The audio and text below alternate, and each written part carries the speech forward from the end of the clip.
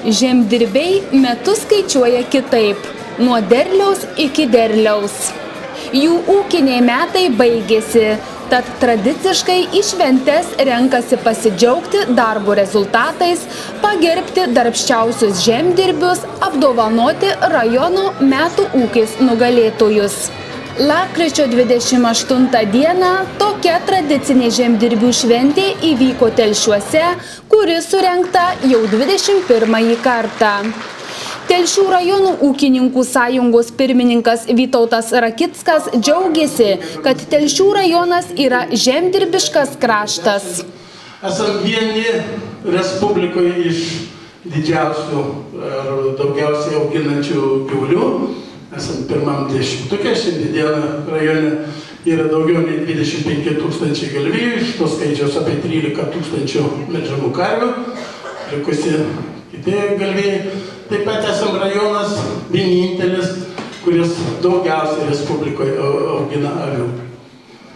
Taip pat rajonas užsiima ir daržininkystė, ir sodininkystė. Turime vieną labai stiprų sodininkystės ūkį, tai gerbiamo Gailio ūkis, iš tikro, kur perėmė iš anų laikų, sakysim, nustekentą, kaip sakyti, nuniokotą ūkį. Ir šiandien tikrai yra pavyzdinis Respublikos, ne tik Respublikos, bet ir Europos ūkis.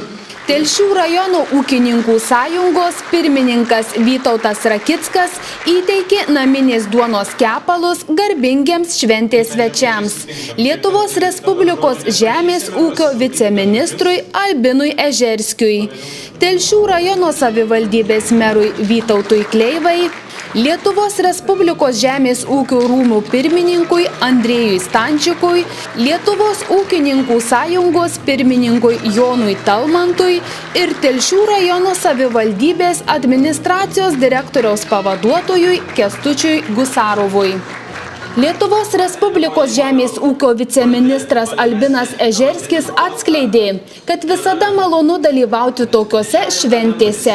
Jis dėkojo visiems žemdirbiams už kasdieninį triūsą, už didžiulį indėlį į Lietuvos ekonominį gyvenimą.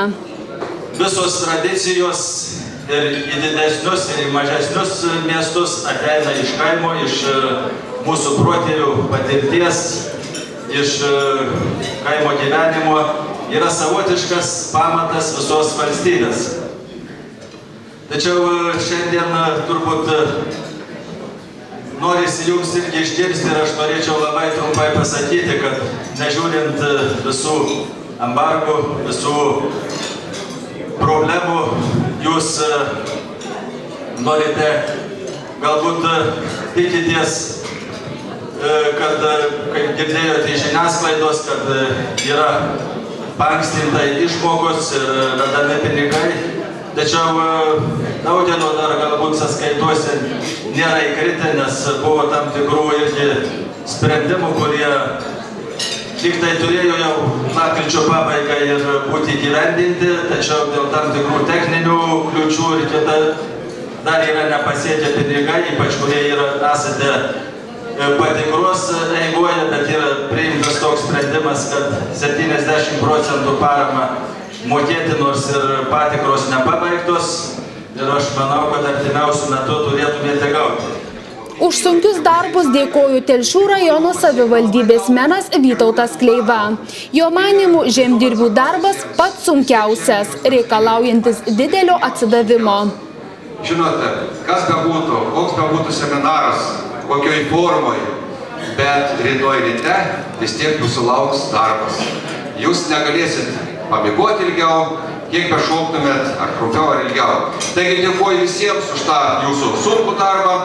Džiaugiuosi, kad jūs pirmaujate Lietuvoje, kad jūs verčiat vagas geriausiai, kaip ūkininkas Rimkus, kuris visiškai neseniai tapo nugalėtoju. Džiaugiuosi, kad jūsų priverčiai patys geriausi Lietuvoje ir didžiuojus, kad vadovauju tokiam rajonai, kurio ūkininkai patys geriausi ne tik Lietuvoje, bet ir Europoje. Telšių rajono savivaldybės administracijos direktoriaus pavaduotojas Kęstutis Gusarovas dalinosi pasakojimo apie kaimo plėtrą.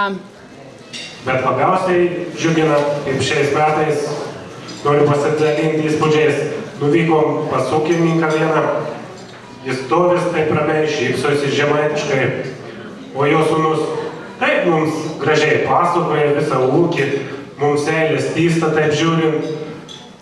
Nu, kas nėra gražiau, kad tėvą pavaduoja sūnus. Tai pats gražiausias dalykas ir manau, kad nuo to visa kaimo ateitis priklauso. Kuo daugiau jaunų žmonių grįš į kaimą, tuo daugiau bus jaunimo, bus vaikų. Visiems dalyvavusiems Metų ūkis 2014 konkurse Telšių rajono ūkininkų sąjungos pirmininkas Vytautas Rakickas įteikė atminimo dovanas ir padėkos raštus. Jais apdovanoti Vidmantas ir Daina Stulpinai, Darius ir Gitana Dovidauskiai, Audrius ir Nijolė Činskiai, Antanas ir Stefanija Jogminai, Jūratė ir Linas Smauguriai.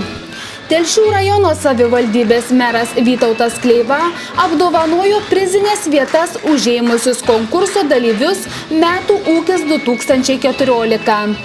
Trečią vietą pasidalino Natalija ir Julius Pagojai bei Algimantas ir Rasa Jotkai. Antrąją vietą įvertinti Rimas ir Danutė Kačinskai. Pirmosios vietos nugalėtojais paskelbti Alvydas ir Dalia Skiočiai.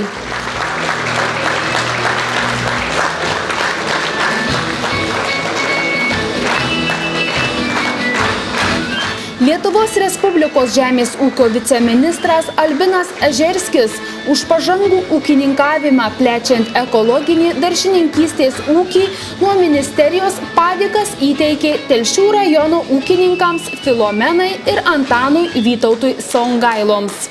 Už pažangų ūkininkavimą plėtojant ūkininkystės ūkį padėka apdovanoti Telšių rajono ūkininkai Stasys ir Stasė Barauskai. Telšių rajono ūkininkai Virginija ir Pranciškus Platakiai apdovanoti už pažangę pieno ūkio plėtrą, inovacinį diegimą ir aukštus gamybinius rezultatus. Ūkininkų sąjungos pirmininkui Vytautui Rakickui taip pat įteikta padėka už aktyvią veiklą organizuojant respublikinį rudeninio arimo konkursą.